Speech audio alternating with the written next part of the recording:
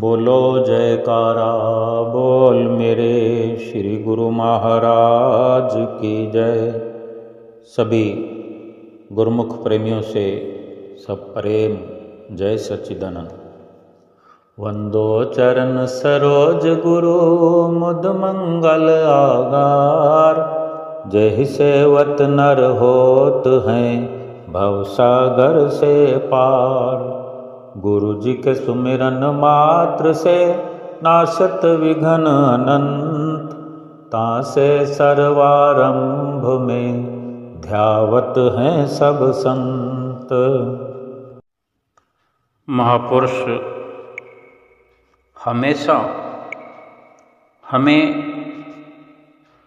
तजर्बे की बात बताते हैं, अपने अनुभव की बात बताते हैं और उन्हीं में से एक अनुभव जो कि हमें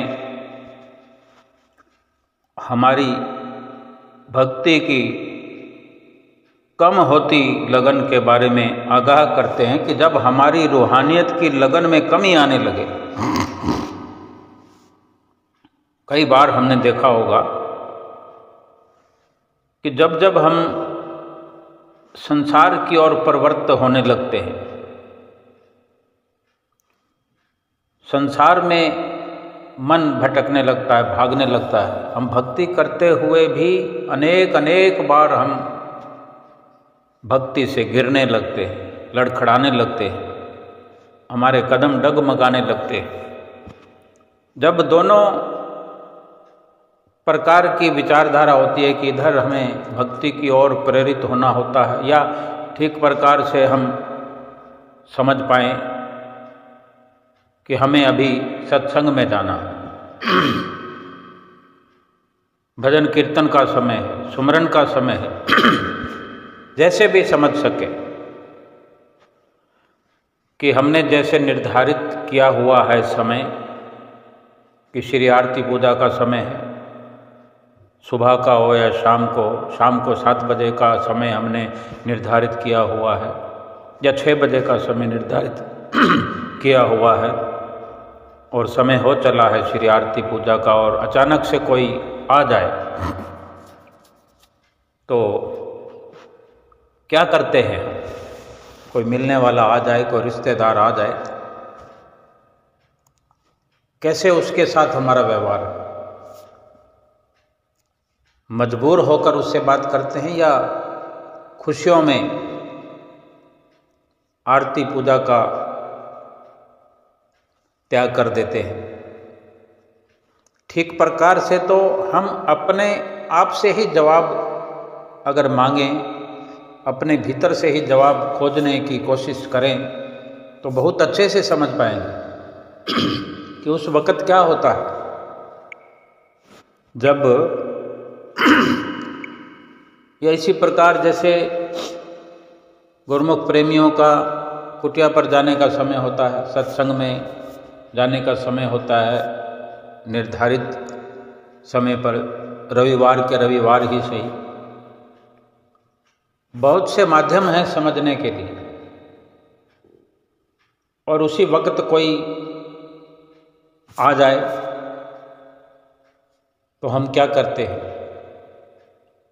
कुटिया जाने के ऐसे अवसर को कुर्बान कर देते हैं, त्याग कर देते हैं ऐसे अवसर का। जवाब हमें मिल रहा है, जैसा भी हम करते हैं या कि देखते ही देखते थोड़े समय में उस अवसर को जो सांसारिक है, जो कोई मिलने आया है, जो हमसे समय की मांग करने आया है, उस वक्त में वो व्यवहार करना चाहता है तो कुटिया पर तो प्रोग्राम जो हमें मिलेगा, जो अवसर हमारे लिए निश्चित है, वो तो समय बदलने वाला नहीं है, वो तो समय वही रहेगा। अपने घर में अगर आरती पूजा का समय है तो अगर हम उसको थोड़ा सा आगे पीछे कर लें और जो हमसे मिलना चाहता है उसमें भी काट छांट के हम थोड़े में ही गुजारा कर लें वो भी मजबूरन समझकर हम जैसे तैसे निपटा लें, और अपने इस नित्यनेम को हम अगर पूरा करते हैं, ये वचन निभाते हैं, तो हम सतगुरु की प्रसन्नता को अवश्य प्राप्त करते हैं। यानी हमने इस नियम को कुर्बान नहीं किया, और अगर सांसारिक बातों में लग करके हम श्री आरती पूजा को कुर्बान कर देते हैं, कभी सत्संग को त्याग कर देते हैं, कुटिया पर जाने का अवसर चुका देते हैं, और ऐसी परिस्थिति दिन में कई कई बार आती है। भजन सुमरन का समय होता है, कोई आकर जगा देता है, कोई उठा देता है, तो किस प्रकार हम इन नियमों को निभा पाते हैं। महापुरुष फरमाते हैं कि जब हमारी रूहानियत की लगन में कमी आने लगे तो अपने अंदर इसका कारण ढूंढो, क्योंकि कभी दुख आ जाता है, कभी कोई मुसीबत आती है, कहीं कोई वाद विवाद हो जाता है, मूड खराब हो जाता है, तो कहीं ना कहीं ये ख्याल इस प्रकार से हमारे अंदर उठता है कि फिर क्या फ़ायदा हुआ, मैं तो गुरुमुख हूँ, गुरु महाराज जी का सेवक हूँ, बहुत कुछ सोचने लगते हैं। यानी जो विपदा आई उसके बारे में हम सोचते हैं कि ये क्यों हुआ। अगर गुरुमुख हैं तो फिर ये भी समझ में आना चाहिए कि ये हमारा ही है, कर्मों का कोई फल है। लेकिन ये दुख बना क्यों रह गया, कम क्यों नहीं हुआ, मिटा क्यों नहीं, तो हमें अंदर देखना चाहिए कि हम कितना अपने नियमों की पालना में सजग रह करके पालना करते हैं, नियम कितना निभाते हैं। अगर कुटिया पर जाते हैं तो कितना समय देते हैं। अक्सर हम विचार कर सकते हैं कि अगर 2-2.5 घंटे का समय कुटिया पर रविवार के रविवार हमें देना है, तो उसमें आधा तो हम घर पहले से ही समाप्त करके जाते हैं, समय कुछ रास्ते में समाप्त हो जाता है, और फिर जो वहाँ जाकर हम बैठते हैं, कितना ग्रहण करते हैं, कितना अमल करते हैं। यही महापुरुष हमें आगाह करते हैं कि हम अपने ही भीतर, अपने व्यवहार में, अपने बर्ताव में, अपने निभाव में अगर हम झांती मारेंगे तो हमें समझ में आ जाएगा कि हमारी लगन जो है वो पूर्ण तरह नहीं लगी हुई है, पूरी तरह जुड़ाव नहीं है। और अगर हम अपने आप को ठीक कर सकते हैं, ठीक करें, ऐसा ना सोचना पड़े कि ये दुख क्यों आया, दुख ना भोगना पड़े, मुसीबत ना झेलनी पड़े, तो हम पहले से ये बदलाव करें, पहले से पूरा रख रखाव करें। और ये ठीक प्रकार से निर्णय यही आएगा कि हमने संगत कहाँ कर रखी है, संगत में कुछ बदलाव हुआ है, संसार की संगत अधिक होने लगी है, तभी भक्ति से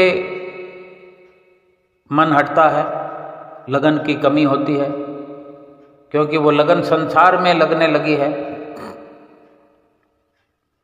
यानी दृढ़ निष्ठा जो है या तो अभी तक बनी नहीं है, या फिर दृढ़ निष्ठा बनी हुई कहीं टूट रही है। संसार का हमारे भीतर प्रवेश हो रहा है और हमारा संसार में प्रवेश हो रहा है, अधिक बर्ताव होने लगा है, तो लगन में कमी आएगी। और लगन में अगर कमी आ रही है तो फिर प्रसन्नता में भी सतगुरु की जो है कमी आ जाएगी। किससे हमारा मेल जोल होने लगा है। और इसी प्रकार जब श्वास निकलने वाले होंगे, श्वास निकलने होंगे, निकल रहे होंगे, तो हाथ मल मल के कहीं पछताना न पड़े। उस वक़्त कुछ नहीं होगा, जो भी होगा अभी होगा, इसी वक्त में होगा।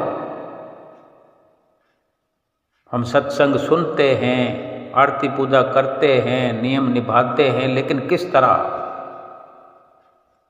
ये बड़ा विचार करने का विषय है, सोचने और समझने का विषय है कि महापुरुषों के जो हम वचन सुनते हैं उन्हीं पर अमल करते जाएं और किसी प्रकार की विचलितता ना हो। लोगों से जो हमारा जुड़ाव है वो आर्जी तौर पर होना चाहिए, कच्चा होना चाहिए। संसार के साथ जो व्यवहार है, जो संसार में रिश्तेदार है, जो परिवार है, उनके साथ व्यवहार हो, लेकिन ऊपरी तौर पर हो, पूरी लगन सतगुरु के वचनों के साथ जुड़ी हो। कई बार हमें ये संसार के लोग, परिवार के लोग वर्गला देते हैं, बड़े बड़े भक्तों को, संतों को भी छोड़ते नहीं हैं। ये माया है। भक्तिमती मीराबाई का दृष्टांत हम सब ने सुना होगा, एक बार नहीं अनेक बार सुना होगा, आज फिर सुनते हैं। एक बार भक्तिमती मीराबाई को किसी ने ताना मार दिया कि मीरा, तू तो राज रानी है,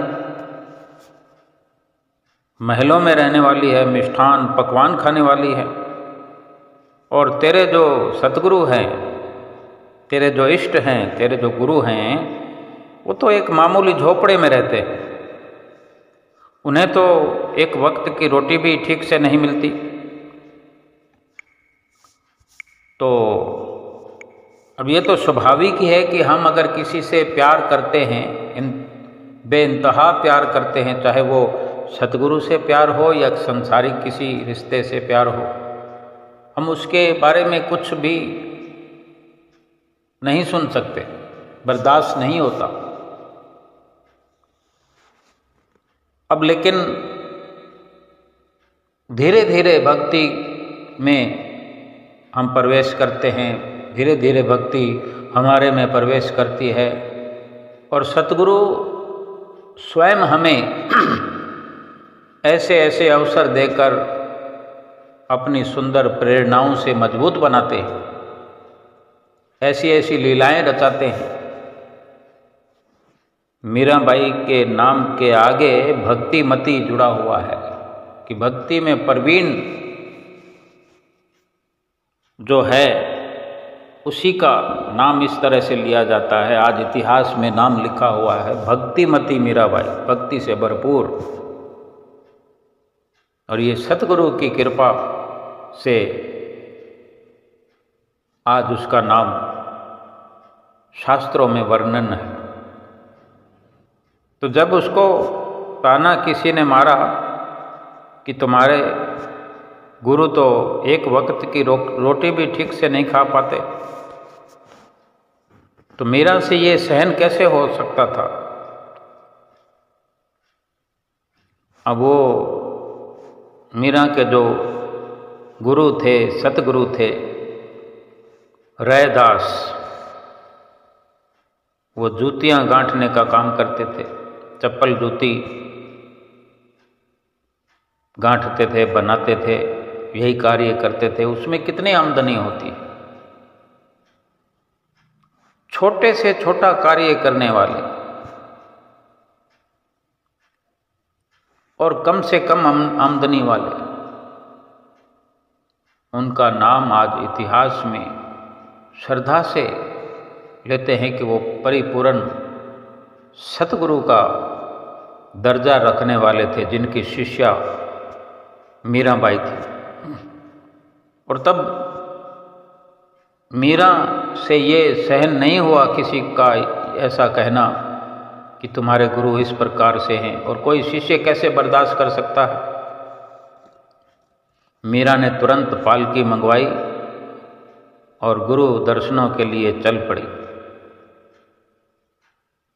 और मीरा को अपने मायके से, वो अपने पीहर से भी, अपने माता पिता के घर में भी बहुत अमीर घराने से थी,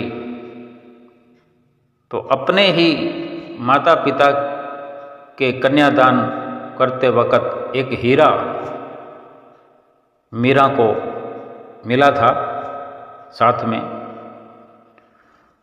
तो वो हीरा मीरा ने अपने साड़ी के पल्लू में गांठ बांध लिया, साथ में ले लिया, और अपने सतगुरु की कुटिया पर, जो कि जगह जगह से टूटी फूटी कुटिया थी, वहाँ पहुँच गई। तो देखा सतगुरु जो हैं उसके रैदास जी एक हाथ में सुई और दूसरे हाथ में एक फटी पुरानी जुत्ती लेकर बैठे हुए हैं और सिलाई कर रहे हैं। पास में वो एक कठौती पड़ी थी, जो मिट्टी का प्याला होता है थोड़ा बड़े आकार का, जिसमें जूती को भिगो भी लिया जाता है या उसकी सिलाई करने के लिए पानी की जरूरत पड़ती है चमड़े को नरम करने के लिए। वो कठौती कहते हैं उसको, वो कठौती पड़ी थी। और इसी प्रकार संत रैदास जी हाथ से काम कर रहे हैं और मुख में उनके नाम चल रहा था। ऐसे महापुरुष कभी बाहर से चाहे साधन संपन्न न दिखें, सभी प्रकार के साधनों से खाली दिखते हों, परंतु भीतर ही भीतर परम संपदा के धनी होते हैं, धनवानों के धनवान होते हैं। बल्कि वो तो क्या, वो अपने संपर्क में आए हुओं को भी माला माल कर देते हैं। सतगुरु का दर्जा इस संसार में अनमोल से अनमोल होता है। ये बाहर की जो धन संपदा हम देखते हैं, ये जो लाभ लश्कर है दुनिया में, साजो सामान जो है, ये चरणों की धूल के बराबर होता है संतों के।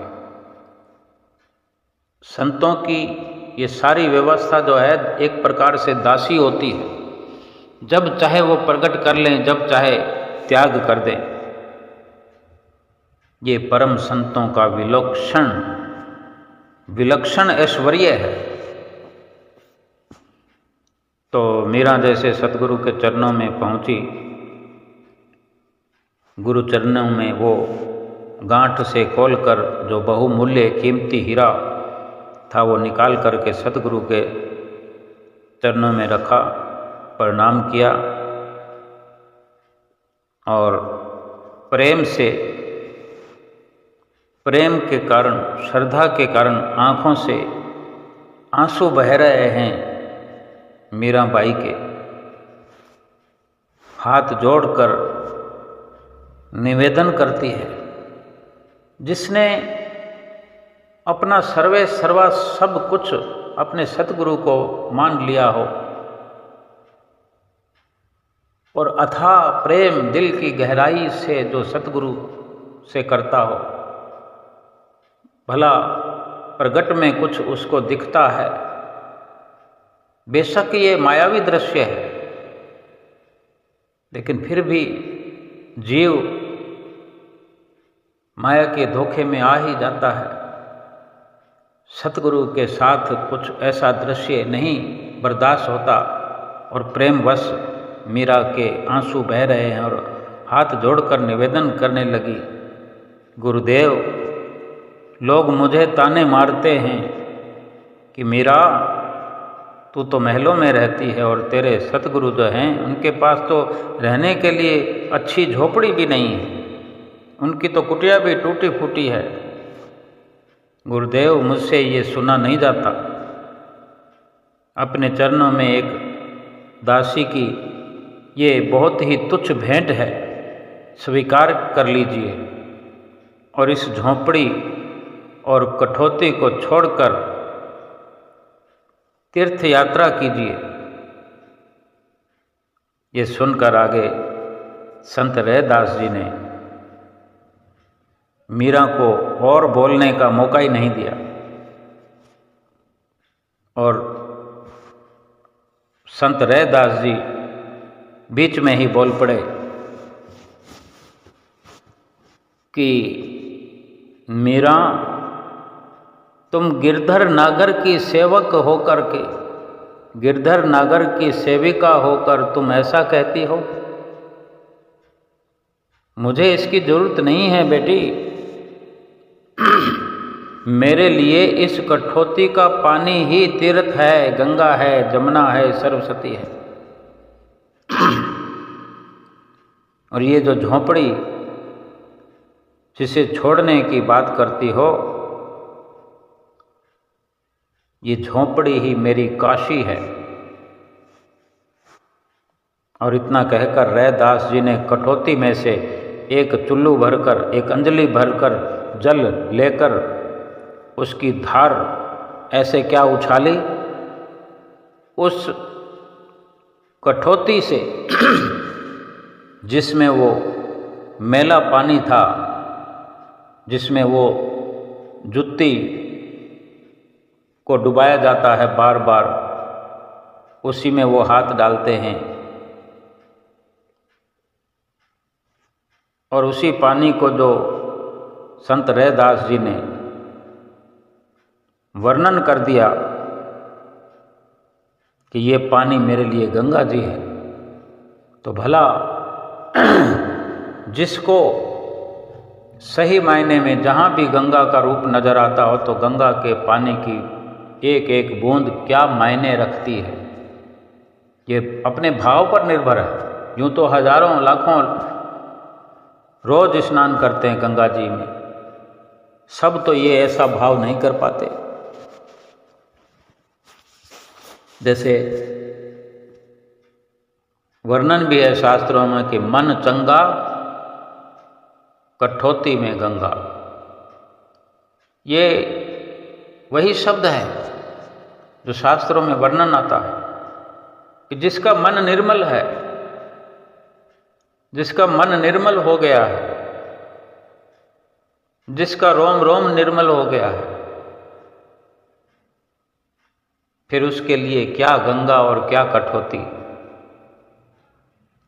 और कोई भी पानी किसी गंगा या जमुना या सरस्वती या समुद्र के पानी से कहीं अलग नहीं है। अलग तो हमारा भाव हो जाता है। संत रैदास जी ने कह जो दिया कि मेरी तो यही गंगा है, बस फिर क्या है, उसी पानी को जो उछाला अपने चुल्लू से, तो पानी की हर जो धार बही, हर बूंद से एक एक हीरा प्रकट कर दिया।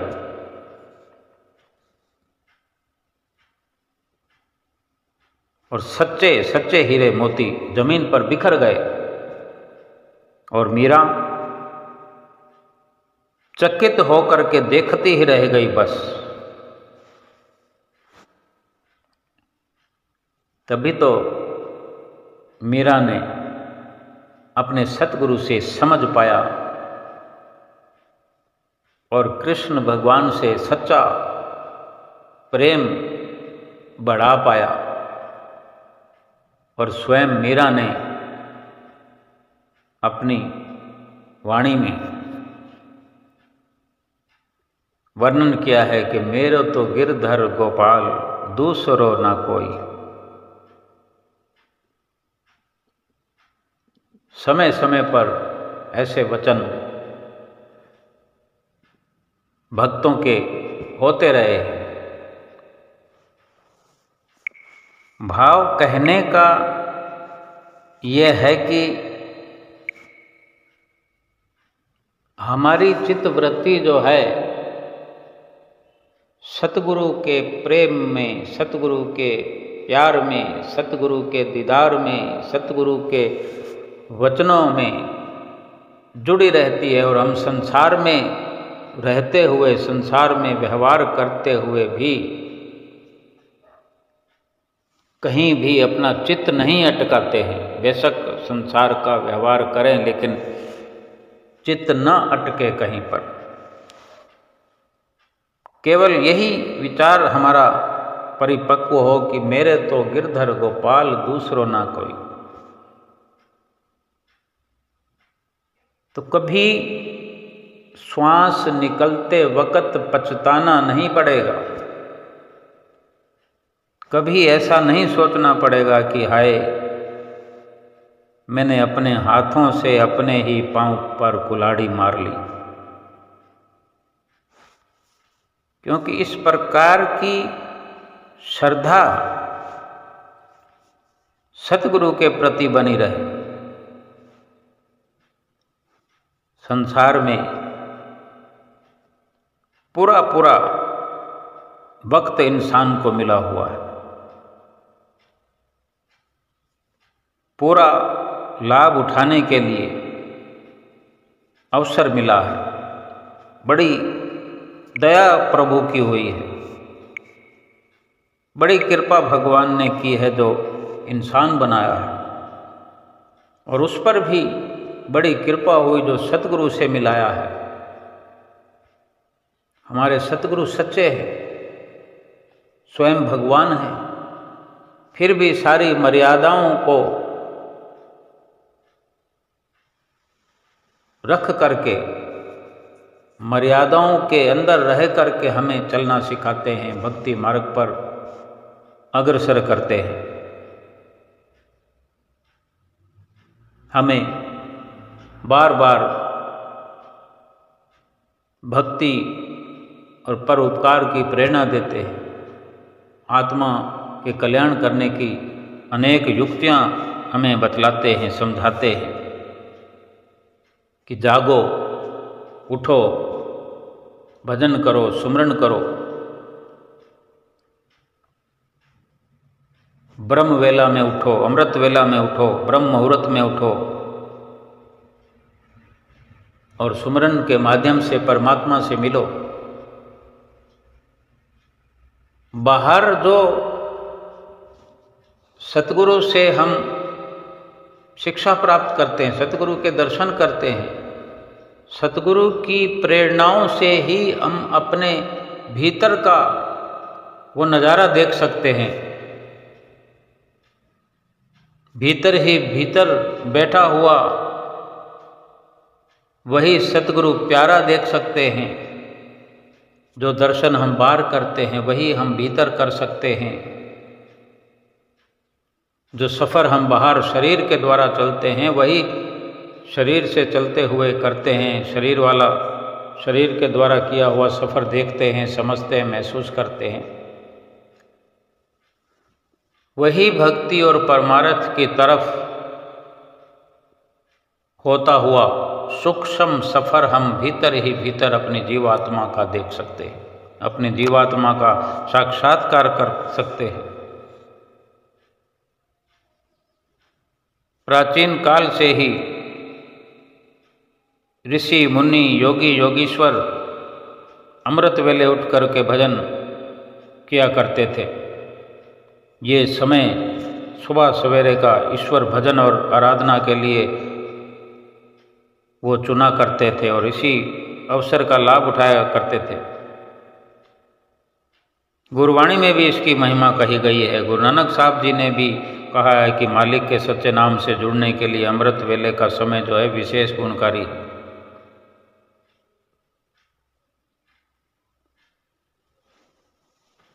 अगर आज वक्त बदल गया है, समय की जो मांग है, समय की जो नजाकत है, क्योंकि अवसर बदलते रहते हैं। देखो, पहले हजारों साल की उम्र हुआ करती थी, फिर सैकड़ों साल की उम्र हुआ करती थी, अब तो केवल सैकड़ा रह गया है। कोई कोई सैकड़े तक पहुंचता होगा, और अब तो औसत आयु तो 100 से नीचे आ गई है, काफ़ी नीचे आ गई है। तो ये थोड़ी तब्दीलियां भी होती है वक़्त वक़्त पर, समय समय पर जो महापुरुष अवतार धारण करते हैं, उन्हीं से ऐसी प्रेरणाएं हमें प्राप्त होती है, युक्तियां प्राप्त होती हैं। और आज हमारे सतगुरुदेव महाराज जी तो केवल इतना ही हमें आगाह करते हैं कि 2 घंटे भजन सुमरन करना है, अवश्य करना है। अमृत वेला में करें, सूर्य उदय के बाद करें, संध्या वेला में करें, सोने से पहले करें, जब जी चाहे करें।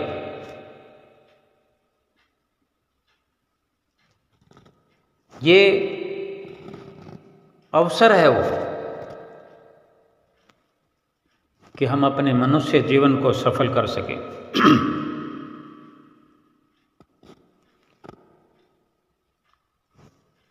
आत्मा ने एक दिन ये पिंजरा खाली करना है। ये शरीर जो है ये मकान है, इसको खाली करना है, छोड़ना है शरीर। इस शरीर में आत्मा ने प्रवेश किया है।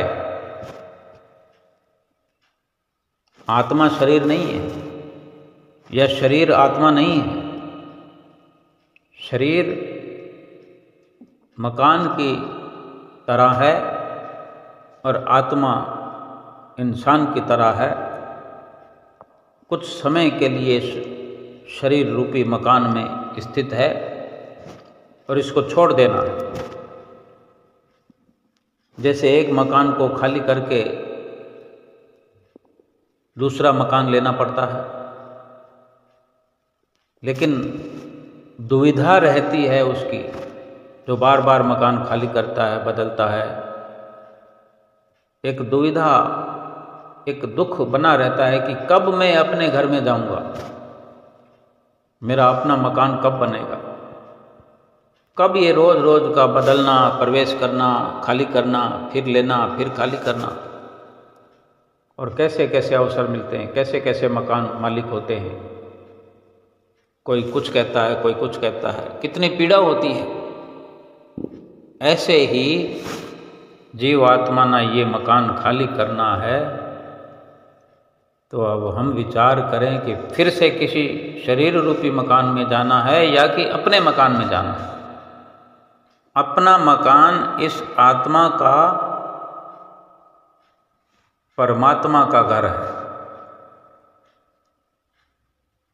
अगर अपने मकान में चली जाए तो ये बार बार का मिलना, बिछड़ना, प्रवेश करना, छोड़ना, क्या हालत होती है किराएदारों की। किराए का मकान लेते हैं, छोड़ते हैं, सामान उठा के भटकते फिरते हैं, सामान भी टूट फूट जाते हैं, थक हार कर गर्क हो जाते हैं। आए दिन रोज के लड़ाई झगड़े, दंगे फसाद।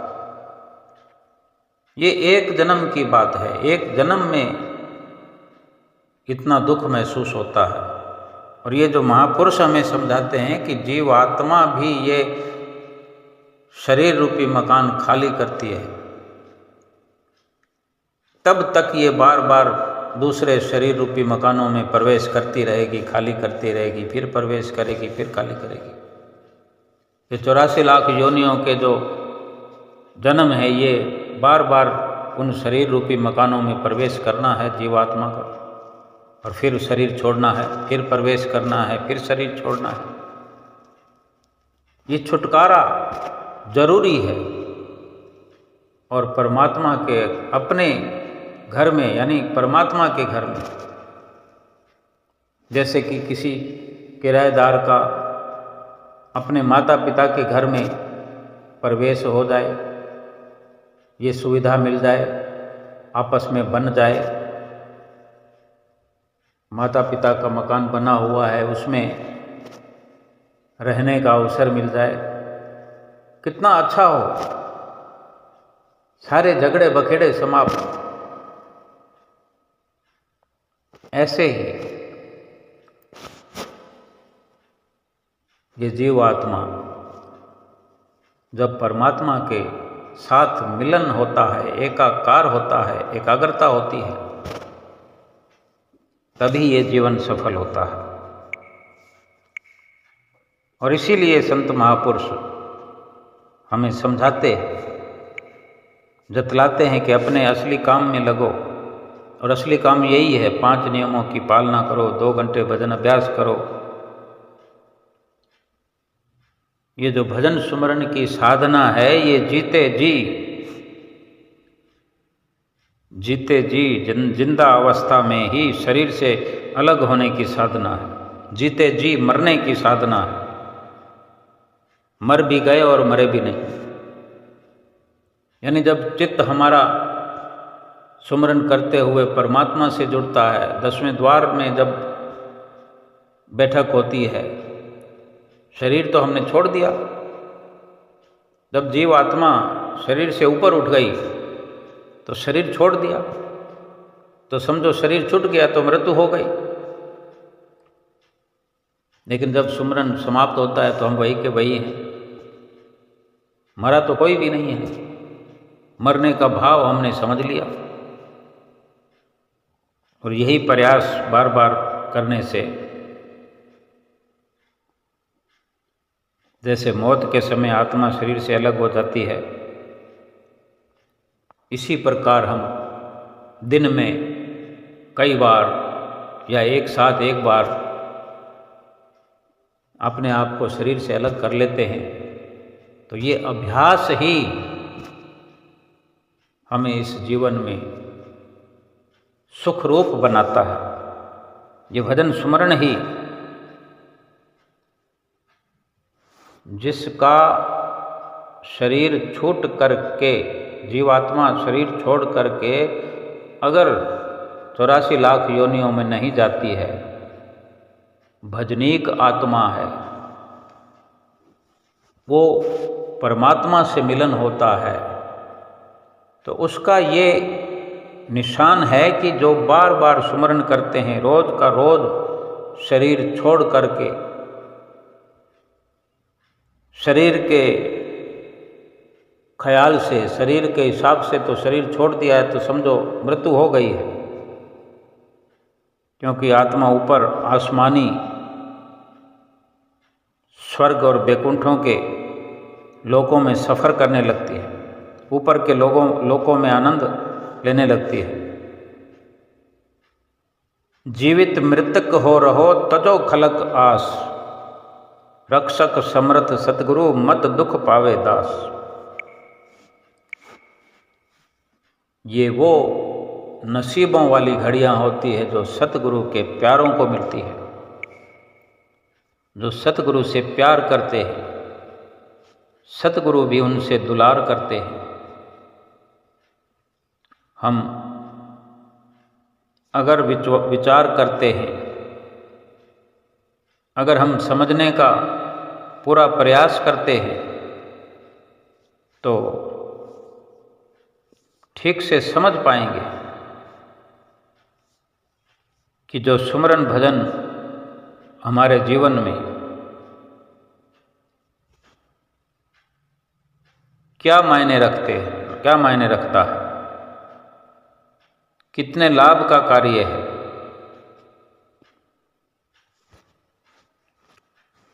हम हर वक्त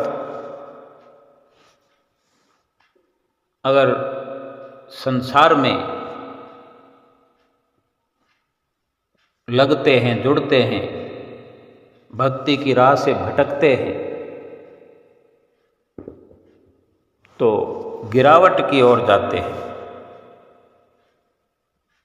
दूसरों के दोष को देखते हैं, दूसरों पर दोषारोपण करते हैं।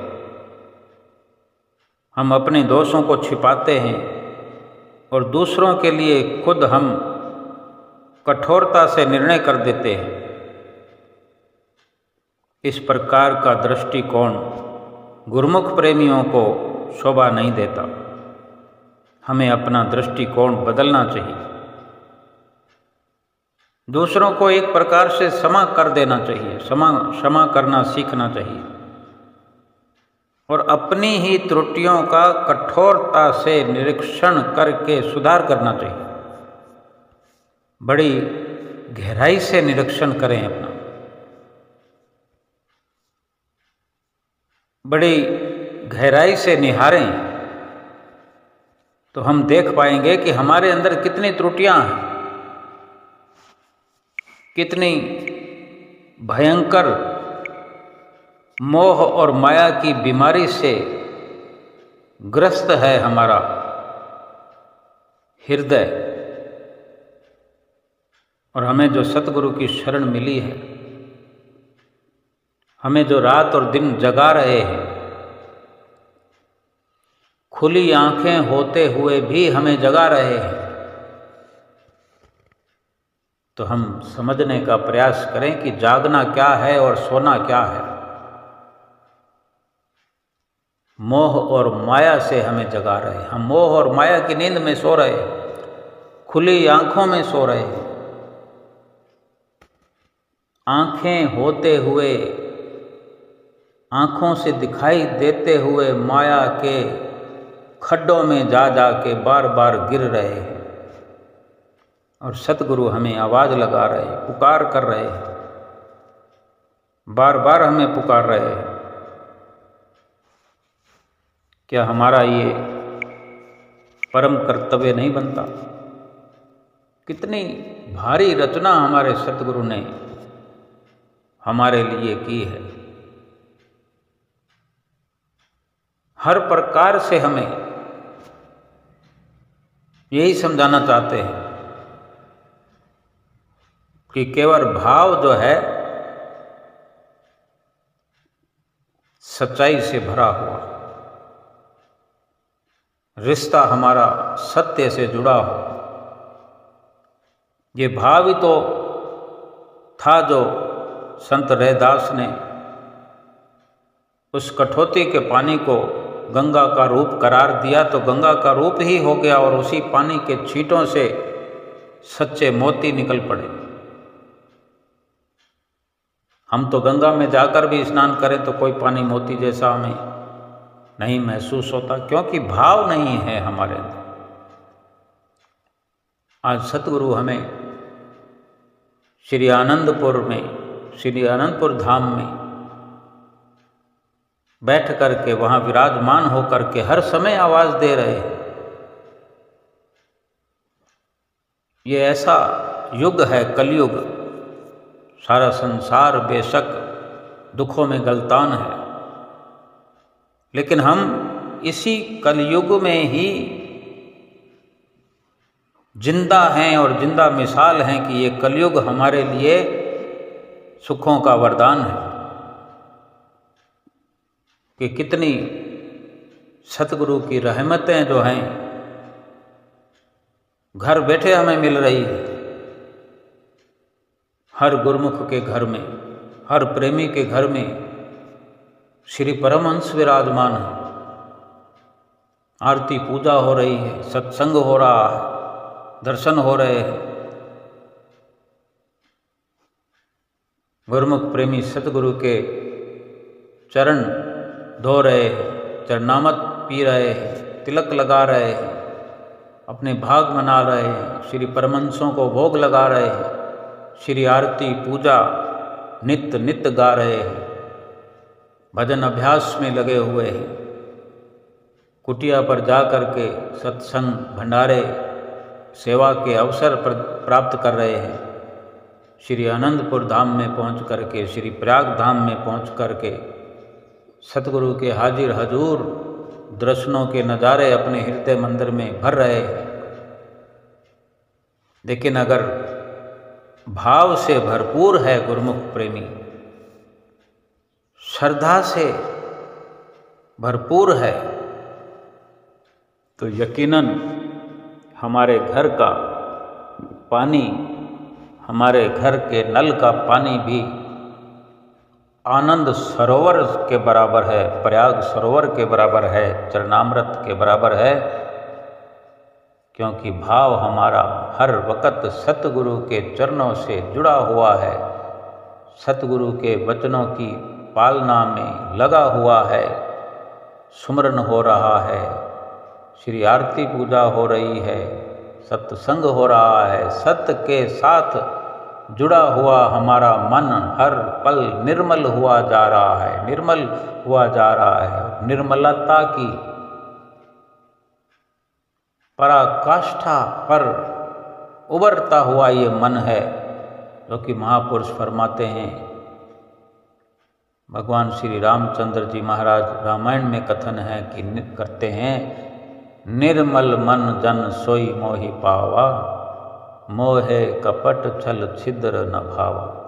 मन को निर्मल कर लें, फिर राम को पाने की कोई और अधिक कवायद करने की ज़रूरत नहीं है, क्योंकि जो भी मेहनत करनी है वो तो मन को निर्मल करने के लिए करनी है। मन निर्मल हुआ तो फिर भगवान तो वहीं के वहीं प्रकट हो जाएंगे, कहीं से उनको चलकर नहीं आना। सतगुरु हमारे हृदय में प्रकट हो जाएंगे। मन को निर्मल तो करें। ये इतने जो 5 नियमों की पालना है, भजन अभ्यास है, ये कवायद है, ये परिश्रम है, ये पुरुषार्थ है मन को निर्मल करने का। सभी शास्त्रों में, ग्रंथों में समय समय पर महापुरुष दुनिया में आए, भगवान अवतार लेकर आए। भगवान कृष्ण ने भी यही कहा, भगवान श्री राम ने भी यही कहा, परम संत कबीर साहब जी ने भी यही कहा कि हम मन को निर्मल करें। और हमारा ये परम कर्तव्य है, श्रद्धा से और सच्चे भाव से श्री आरती पूजा करें, सेवा करें, सत्संग करें और दर्शन ध्यान करते हुए 2 घंटे भजन अभ्यास करें, सतगुरु की प्रसन्नता प्राप्त करें, सतगुरु की आज्ञा व मौज पर चल कर के ये जीवन व्यतीत करते चले जाएं। और सतगुरु की प्रसन्नता प्राप्त हो गई तो फिर ये लोक सुखी हो गया और परलोक भी सुहेला हो गया। अगर ये लोक सुखी हो गया है तो समझो इस लोक में किसी प्रकार का दुख हमें इस जीवन में होने वाला नहीं है, और परलोक भी हमने पहले से सुहेला कर लिया। ये सतगुरु की आज्ञा पर चलने का लाभ है, सतगुरु के वचनों की पालना करने का लाभ है, और सतगुरु की वचनों की पालना हर पल हर क्षण करते हुए, इस संसार के कार्य व्यवहार करते हुए हर वक्त आनंद में लीन होकर के रहना है और जीवन सफल करना है। बोलो जयकारा बोल मेरे श्री गुरु महाराज की जय।